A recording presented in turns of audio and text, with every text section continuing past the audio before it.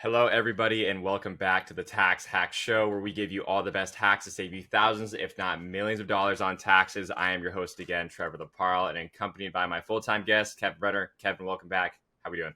Afternoon. Doing well. Good afternoon. Our good Monday, starting off strong today. Ready to get the week going here. It's a little gloomy.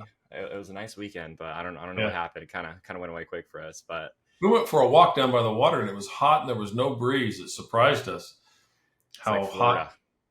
Yeah, it was a different kind of weekend, a little more humidity. So, yeah, not a big fan of that. But anyway, topic of today's show, I'm excited about this one because I'm going to be learning about a lot of it as well. So it's why you shouldn't ever buy a life insurance policy from the typical agent, along with which policies to actually look for. I'm sorry, I read that one wrong.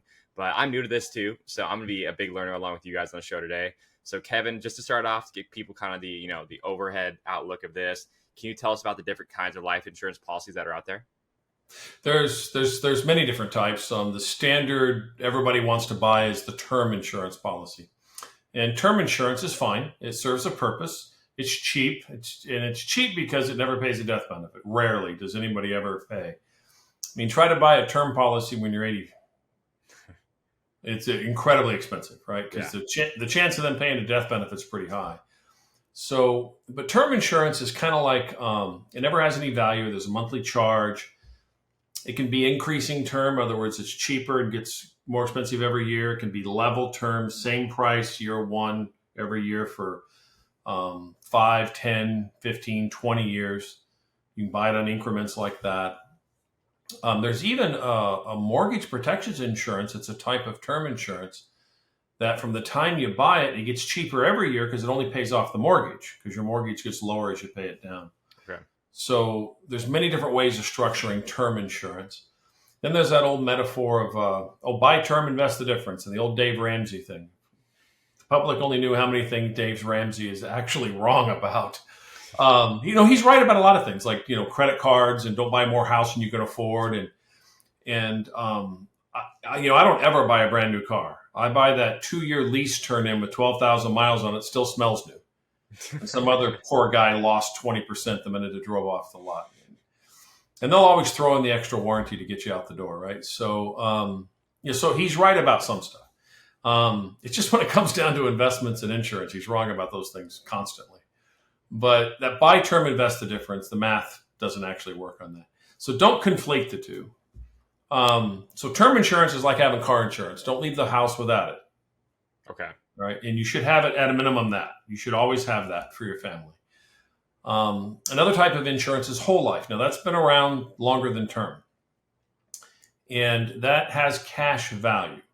Everybody says, oh my God, but it's so expensive. It's because you're buying insurance and putting money in your savings account. And eventually the earnings on the savings account cover the premiums and you don't have to make any more premiums. In fact, eventually it'll cover the premiums plus excess. And then when you're 70, you don't need as much insurance because the kids are gone. House should be, payments low or almost paid off. You can start reversing that policy where it starts paying you. Now that's been around over 150 years. It's not even new. In fact, little known thing, insurance and annuities, the first annuities were sold by the Romans. Did you know that? No, I didn't know that actually. Yeah, they started what became a pension. So that's a history lesson we can go into another day. So people say, oh, I don't like these things. Well, they've stood the test of time. All right. So the other cash value was the universal life. Okay. And there's a couple of variations of that. And that was started by a guy named E.F. Hutton. And it was a way of getting more money in and structuring it in a way to have more cash value, more tax-free income. In fact, another historical fact, he got in a fight with the IRS. And they said, we never intended for these insurance laws to be used this way. And he says, doesn't matter what your intention was, that's the law. And they went to court and Hutton won, the IRS lost. So they spent the 80s using our money to lobby Congress to change the laws against us. Talk about buying bullets for the enemy, right? So, and they did make some changes to the laws, and those came out in 3 different tax laws that came out in the 1980s called TAMRA, DEFRA, and TEFRA. Those are acronyms. And they said you can't put unlimited amounts of money in year one and all the income on is tax-free forever, because he was doing that. Because we didn't intend that. Well, they changed the law. Then they said, it's still too good. Because all along it's been such a good deal, they had to get rid of it. They had to tamp it down. It was too good of a deal. So they started limiting how fast you can put the money in, how you can take it out, whether it's a loan or a contribution. So they started making some changes like that. And then eventually there was ratios changed on how much insurance has to be purchased over and above the insurance portion of the premium, or what's going in the investment account. And that was what Hutton was trying to get around. So they changed those laws. But it's still an incredibly good deal. They didn't change the laws as much as we thought they would, because another little known fact, every congressman and senator gets a cash value insurance contract funded as part of their benefits. So they don't want to change the laws too much because they're personally enjoying. Yeah. So, so that's, they're politicians. You got to bribe one way or the other, right? Right. So you don't want to hang out with them too much. You feel like you need a shower. So, I used to do lobby work in Sacramento back in the 90s. They're all slimy, all of them. Yeah. So we try to manage that, So back to the insurance. So you have term, then you have the whole life. And then they came up with universal life. Mm-hmm. And universal life has its advantages over whole. The problem is some smart, decided he could sell a whole lot of mutual funds and get a whole lot of commissions. So they then invented something called variable universal life, or VUL. Don't ever buy one. Just don't do it. Just save your money. Just don't do it. It's like a variable annuity. There is nothing that has more fees and pays more commissions than a variable annuity. Just don't even buy one. If you want to be in the market, be in the market. You want to be an annuity, be an annuity. You want to be in cash value insurance, be in one. You want to be in the market, be in the market. Don't conflate the two. Yeah. So a variable universal life is a cash value insurance contract where they buy securities or mutual funds inside of it. The math doesn't work on it, but it's funded much the same way. And then they got clever, and in the late 90s came out with an indexed universal life. Now that has some good things, very good things. What they do is they have these funds where they take the cash. So you're buying death benefit, you're putting extra cash in there over and above the death benefit as an investment or a savings account. Okay. They take that excess money and they put it in bonds, so it's safe. So you're not going to lose your money. But they take the income from the bonds and they buy options against stock market indices. If the option wins, you get the credit. If it loses, you're only out the fee, but you're only out the fee down to zero. So in a bad year, it earns zero. In a good year, it can earn 12. I've seen them earn over 20. And I've seen that many times. I've seen a lot of years they earn double-digit returns. Now, if the market made 10, you'll get maybe 7 or 8. But if the market loses 10, you get 0. You don't go down. So if you play that forward, so if the market makes 16, you might get 11. Market made 20, you might get 14, 15. But if the market goes down, you don't go down. But let's say the market made 15, you got 11. The following year, the market loses 20. You don't lose anything. Market comes back 8, they're still underwater. But you get maybe 6. So you get a couple of those in a 10-year cycle, you're actually ahead of the market. You can actually be ahead of the market. So index universal life. So the ones we like, term insurance is like car insurance. You buy what you need. And you buy the cheapest thing that's from an A-rated company. Who cares what the brand is? Doesn't matter.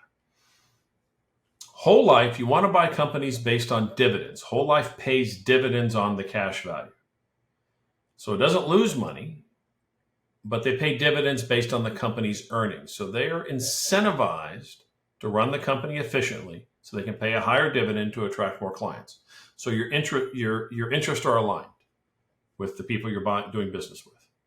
They have an incentive that you do well, so they do well, right? Then universal life, okay, and that pays fixed rates, and it fluctuates year to year. It's usually not quite as good as the dividend option, but it's more flexible in how much cash you can pump in a little faster. Then they have variable universal life. That's where they put all the money in the stock market. They usually have a fixed account that's like a money market account. Those can lose money. In fact, in the 90s, a lot of doctors and highly compensated people were putting a lot of money in those, and they lost a lot of money when the market went the other way. So, and then the policy lapses because they didn't have enough cash in it anymore. And then now it's just all gone. You got no benefit at all. Then index universal life, that's good because there's no downside. And it can do very well over time, very well. And then, those are the basic life insurance. Got it. And so with all of these policies, are there any, limits to setting up a policy? Like, let's say I'm, 65 and I finally want to get, life insurance policy. What would that look like for me? Is it all just based on your health, or what are the different factors I got to consider there? It's based on a series of factors that are weighted. And they give weight to age. They give weight to sex. Because you've heard the old joke, men die first because they want to. No, I'm sorry. No, but statistically, all right. So they give weight to the different things: age, your sex. Far as I know, they're not allowed to consider race. But statistically, technically, there is a difference in that. They do give considerations to where you live. Because did you know people in like Minnesota, they live longer than people in Alabama. But look at their diet. Minnesota, they're making soup, they're baking things. Alabama, they fry pickles, they fry Snickers. You can buy fried butter. I don't even know how you fry butter. But anything and everything. I don't know. Yeah, they eat fried everything. So there is statistical in certain regions. So there is a consideration to that, and then health, overall health. So they don't always pull a physical anymore. Believe it or not, through the MIB, Medical Information Bureau, they can electronically, with your permission, you have to give them permission. They can pull up the electronic, and they do what's called a script check, prescription check. They know what drugs you've been prescribed and stuff like that. And they can get incredibly accurate based on the data on the application, indication of what your life expectancy is. It's called LE, life expectancy. Now, they're not telling you you're going to die at 74. They're saying if they lined up 1,000 people exactly like you with all the same numbers, their average age would be 74. But every year you live, your odds of dying are a little farther out because other people have already passed away at your age, right? Yeah. Car accidents and cancer and whatever. So people think, well, if my life expectancy is 83 when I'm 50, is it still 83 when I'm 70? No, when you're 70, it's actually 85 because you've already outlived a certain number of people, which means you have better health than that many people, right? Yeah. So how do they calculate the cost of insurance? This is an expense inside the policy, the cost of insurance. They calculate that based on actuarial tables, which are accurate. They're incredibly accurate. In fact, another joke, they say an actuary is the person that can tell you exactly how many people are going to die every year. But an Italian actuary can give you their names and addresses. No, I'm just kidding. Okay. Yeah. The mob, right? Yeah, mob joke. I got it. That's a bad actuary joke. There's only a couple of jokes about actuaries because they're not real entertaining. Yeah. So, but it's all statistically based. There's no prejudice in it. There just isn't. It's just what are the statistically, if we sell 1,000 policies to 1,000 people in this criteria, what it is. And that's how they calculate what the cost of insurance is. And that's part of the policy. And that is an expense in the policy separate from the cash value and what it earns. And what's flexible is the cost of insurance isn't necessarily flexible. Although, by the way, let's say you owned a policy like a whole life or an index universal life. Let's say you owned it 3 years and you lost 50 pounds, and now all your blood work, you're off your blood pressure, you're off your cholesterol, and everything's fine. You're off all meds, and you lost a bunch of weight. You can actually go through underwriting again on that policy and get your cost of insurance reduced. I didn't know that. Yeah, you can. That's pretty sweet. Yeah. So, and they'll happily do it. They don't mind doing it. And all the companies have a form for doing it. So that's your expense. And then you have earnings on the cash value. So back to whole life, been around forever. It pays dividends based on the company's earnings. Okay. So you have universal life, which pays a rate of return based on the underlying investments, which are usually bonds and things like that. All right. And some stocks in a portfolio or something. Now, universal life can't lose value. Right. It has to maintain value. But how much you're going to earn on the cash is the question. And then you have index universal life, where it's a fixed account, which means it's not like variable, where they put the money in the stock market.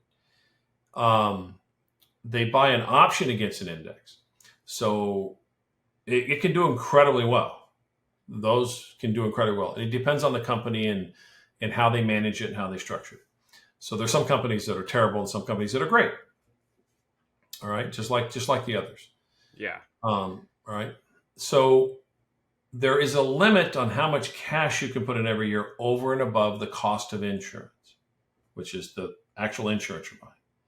When people say, "Oh, you're a whole lot better to buy term, invest the difference," well, actually, the cost of insurance inside that policy is not a whole lot different than term. It's just something that it never goes away.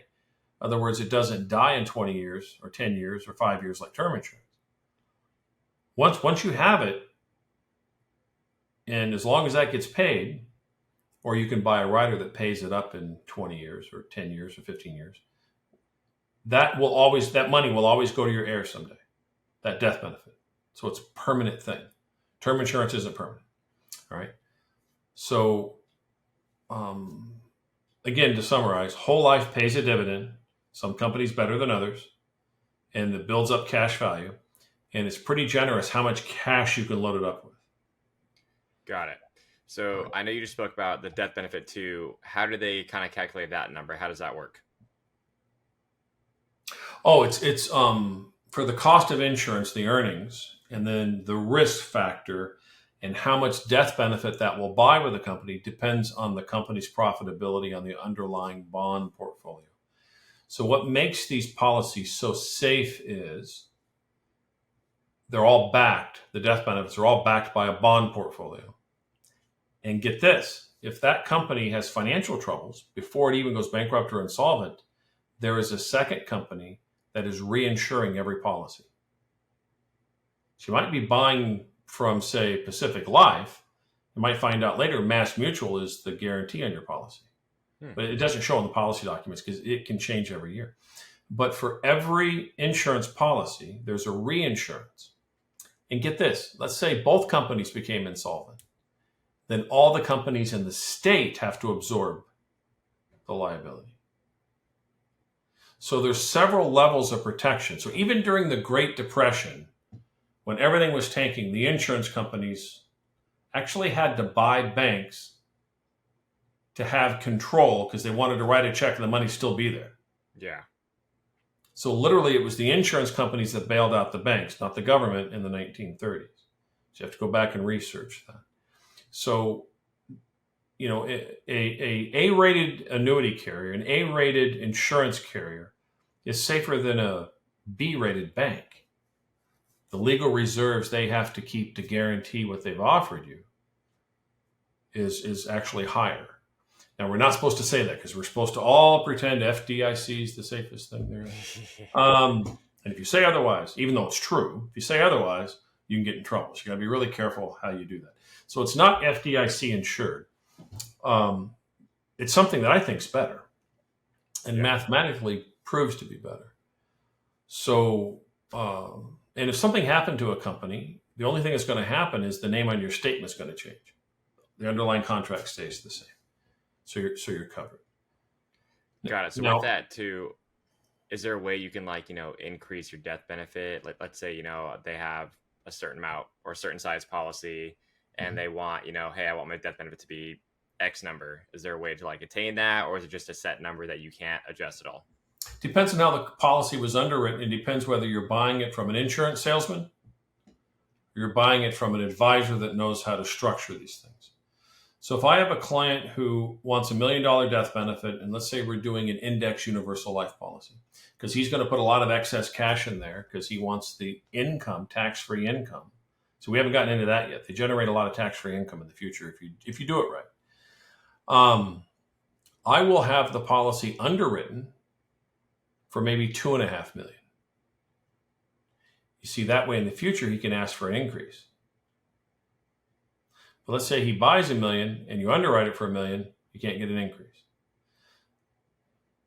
See, so you have to know how to structure each policy for each client individually. Here's another thing. You always buy the various cash value policies. Remember, never buy a variable universal life. Just please don't buy one. It's just the math never works out later. And if somebody tells you it did for somebody else, well, that's a unicorn. It doesn't work out 99 times out of 100. I've only seen one or two that ever really worked out very well. So you're going to buy a cash value policy. You need to think about it. Whole life, universal. There's something called GUL. I haven't gotten into here, called Guaranteed Universal Life. It's a form of a UL that you only make 10 payments in and you're done forever. And then it's just set. Okay. Got it. I only use those for estate planning in a trust to cover an estate. All right. Only time I ever use them. But they're perfect for that. But that's all they're good for. So you want to buy one of two things: the maximum death benefit for the least expense, and you want it to be a permanent policy that never lapses. Or you want to buy the minimum death benefit for the maximum cash value, because you want the cash and the tax-free income later in life. Anything in between becomes inefficient. Okay? So you have to pick and choose. There's no one. It's not like you can't have both, one or the other. I almost always, except for in the case of doing special estate planning for very wealthy folks, I do minimum death benefit, maximum cash value for future income, and then buy a term policy separate to cover anything that's needed the next 10 or 20 years. Because you don't want to die in a car accident or cancer when you've got a couple of kids just starting college. You need that covered. But you also don't need all that life insurance when you're 70. What you need is tax-free income, because the kids have moved out. All right. So you have to have a discussion. You have to determine, what are your options? What do you want this for later?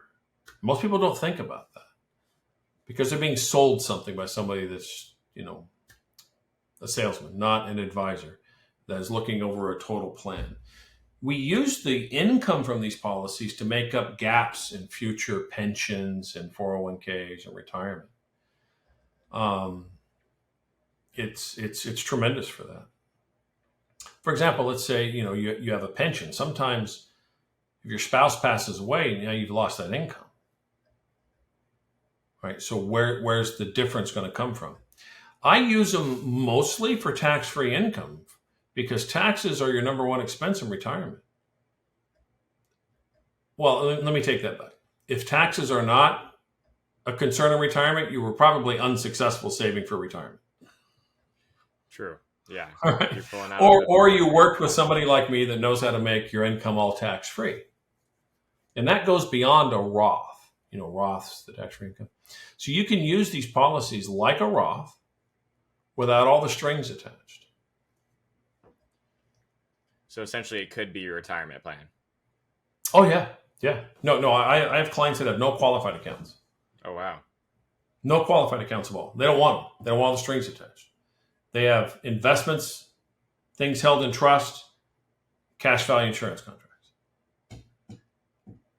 And that sounds like it's all Now, you need. the question now is, okay, how do I fund it? I funded them from lots of things. I've had it, you can fund it through your business if you're self-employed or you own the company or you're a principal in the company and get a total deduction for doing all of it. You see, in the policy, you have the insurance carrier. Then you have the person that's insured. Then you have the owner of the policy. Those are usually the same, but they don't have to be. Then you have the premium payer. You think, well, the person that owns is paying the premium. No. If you're buying $1 million and above policies, I have banks that'll make all the premium payments for you. Why would a bank do that? They want the dividend income. But get this, there's a spread on the money. Where they're charging 5% and you're making 7%, you get to keep the 2%. So expand on that for me a little bit more. Yeah, I saw that. I'm like, all right, let's break that down a little bit deeper. So the bank essentially is buying out your policies, what you're saying? They're making the premiums because they want the income. And a proper insurance contract is a legal reserve instrument. So the banks will loan on legal reserve instruments as part of their legal reserve portfolio. So when you bought your house, you used a mortgage, right? Because it was a more efficient way of buying it. And your mortgage payment, instead of paying rent, now you own something. What if you could buy a cash value insurance policy the exact same way? Okay. I see where you're going. See? Yeah. What if you could do it and get a deduction for the payments through your business?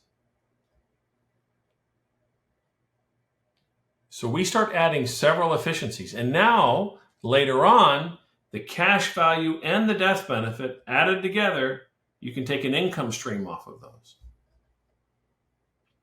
Or you're 65 and got cancer, and they'll now send you cash value and death benefit combined, tax-free, and 60 equal payments over 5 years.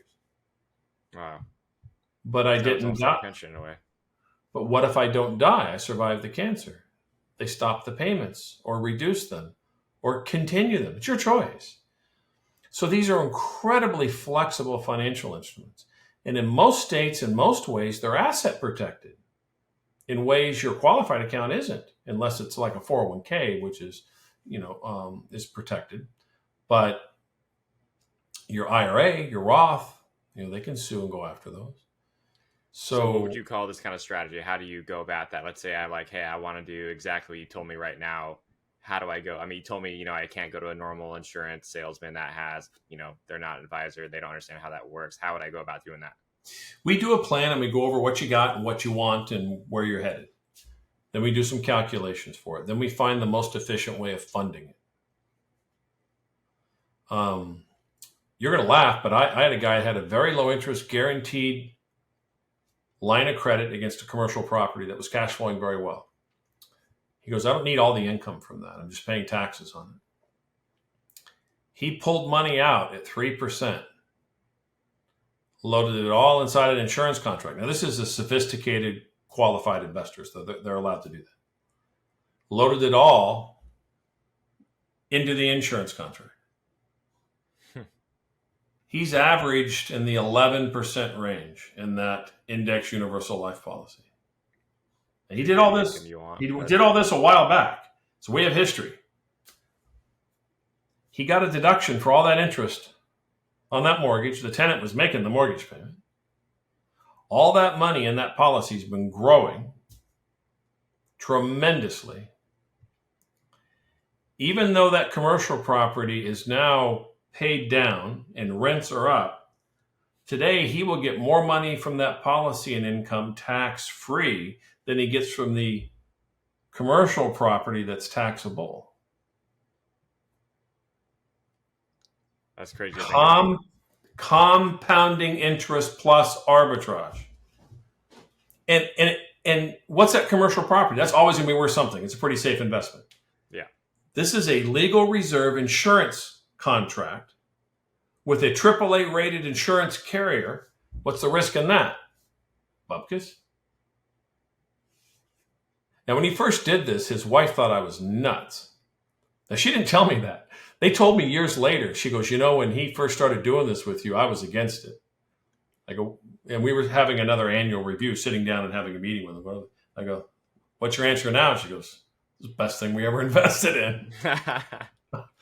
Yeah.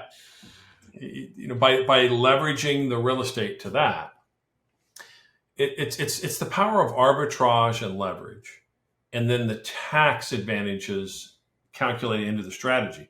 All of those things affect your total profit because he saved taxes. It grew tax-free, comes out tax-free, and you're getting a spread on the interest rates. You add all that together, what did he really make by doing that? It was more than the 11, because what about the taxes saved over here? Right? Yeah. So now what would happen if he got 10 years into this plan and life didn't work out as planned? Because we all know it never quite works out exactly as planned, right? There's a few curveballs in there always. Now his assets and everything were held in a way where he had time to make a decision, or his wife, if he wasn't able to do it, had time to make a decision. And they had resources to make a decision. That's kind of nice. When an emergency comes up that you don't have all these other pressures, that's one of the things this provides. Yeah. And from what it sounds like, I feel like a lot of people, including me, obviously the past couple of years I've gotten out of that, but for a lot of people that aren't, in the sector and understanding of what's going on, you think life insurance, you're like, oh, it's for when, just in case I die, I'll get, payments, something for my family. That's term insurance. Yeah. You buy term insurance in case you die. You buy car insurance in case you have an accident. You buy term insurance for the same reason. Yeah.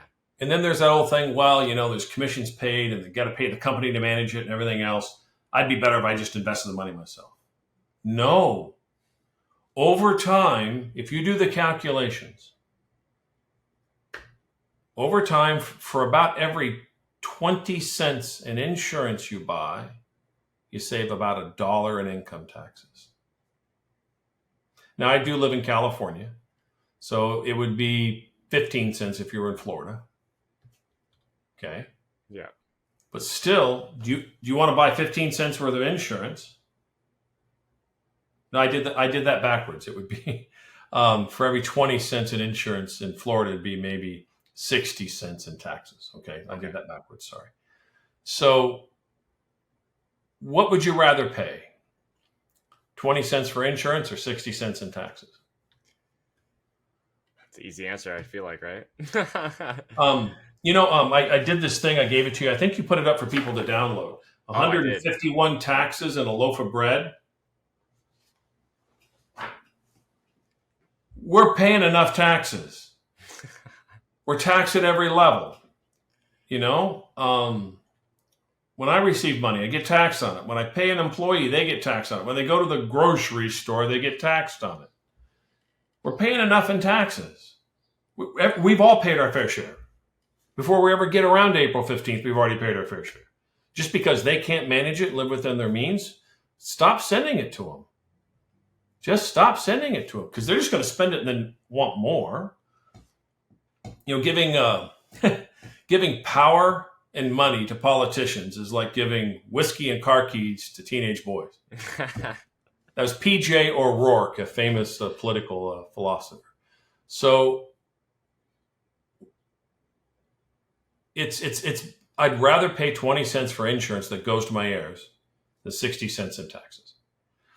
And then I'd rather have I love the stock market. I love investments. Don't like mutual funds. I like ETFs. I love trading futures. So I'm not telling you not to do those things. What I'm saying is, what's your fallback position? And maybe you say, oh, I'm all in. All right. Be all in. Was that fair to your family? It's nice that you were all in, willing to take those chances. But in truth, be all in, but do this as well. Sometimes we call insurance contracts the forgotten asset.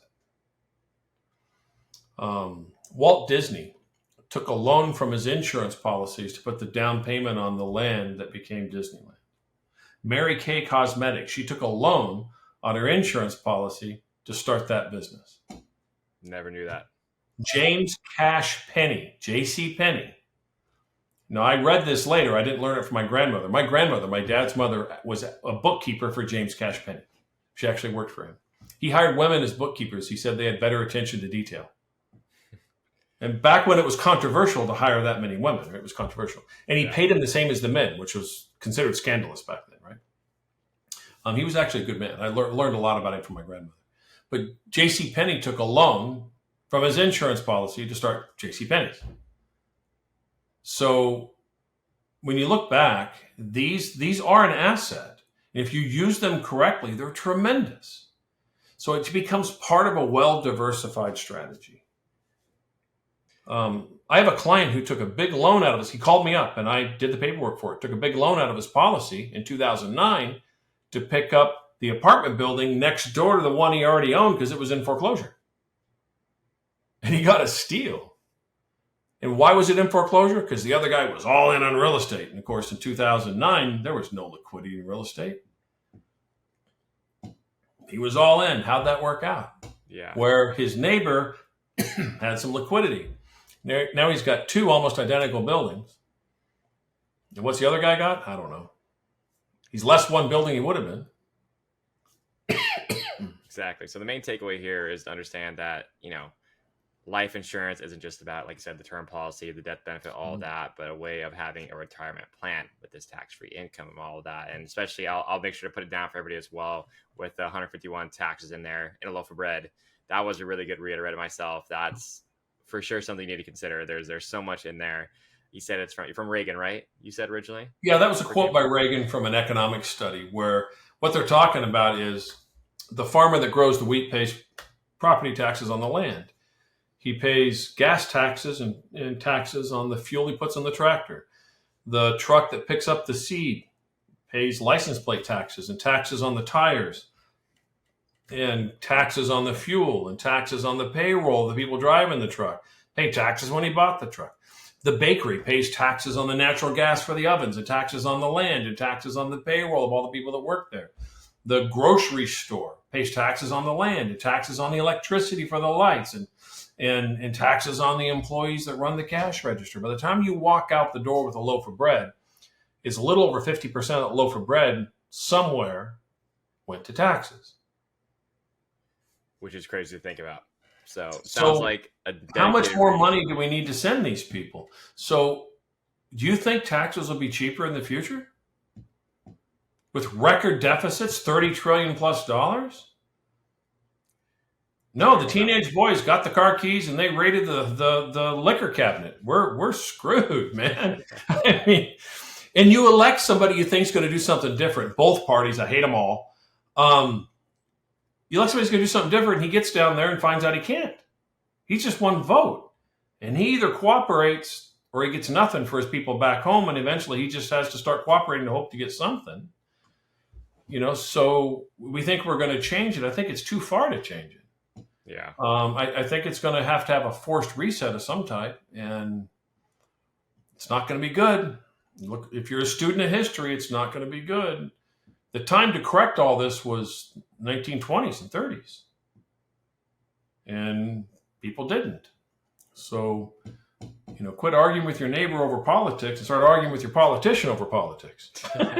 All right? Start redirecting that one, right? Because I promise, I don't care where you live, 95% of the things you want to talk about, you and your neighbor agree. It's those people up there making us fight about it.